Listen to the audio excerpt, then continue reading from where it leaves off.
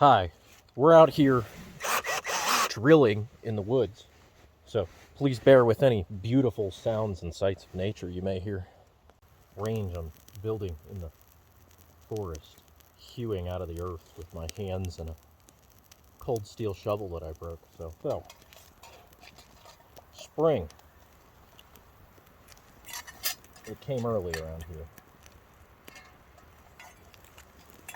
Well, I do love winter, and I love the snow. And there was a few more things I wanted to do before it was all gone and it was 50 degrees outside and there were ticks everywhere and everything turned green. I'm just gonna roll with it and make the most of it. And once the ground thaws out, what I like to do, a lot of you probably know this, is dig, build,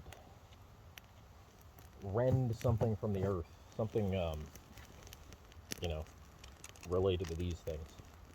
I like to dig little shooting ranges. But I decided to convert this ravine that I had nearby into a range, and that's involved minimal digging, which is nice. However, it did involve a lot of clearing. I went fern fucking gully on all this stuff, sticker bushes. I love blackberries. It's like my favorite fruit. At the end of summer, that's my favorite time of year. Blackberry pie, a little bit of vanilla ice cream on top, glass of milk, cold milk. Let's go. But they're nasty. Blackberries.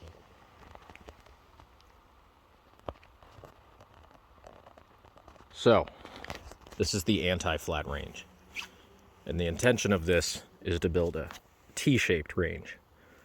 Coming up the ravine, shooting left across, shooting right across. As you can see, right is more or less done. I don't really want to add anything. It's getting a little crowded here, unless it's for coming up the ravine.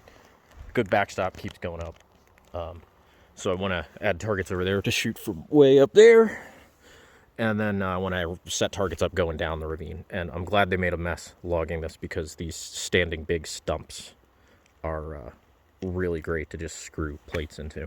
But the reason I'm making this isn't to brag about my nice setup. My point is, the hardware can get a little expensive, right? These S-hooks, these eye screws, like they're a little pricey, especially if you get the not really crappy ones that are just going to rust out, if you get zinc. And you can shoot them to shit. Not so much a problem with the 22 conversion kit, which I'm also enjoying. The wear and tear on my hardware has been almost nothing. And I've put a few hundred rounds out. Maybe not on each target, but, in general. But this steel target there I got hanging is a railroad plate. And those can be found for free. Quasi-legal, but those can be locally sourced and foraged for almost nothing. So I enjoy those. So my point is, you can do this too. Yeah, the plates are heavy, but the hardware, you can fit in your pocket, especially if you get a spot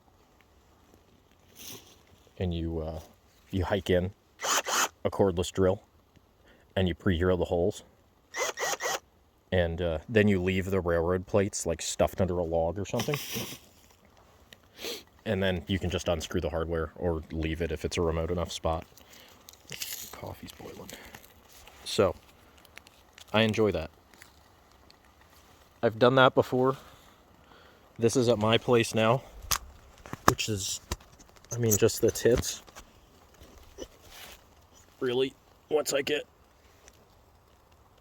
set up, I can just,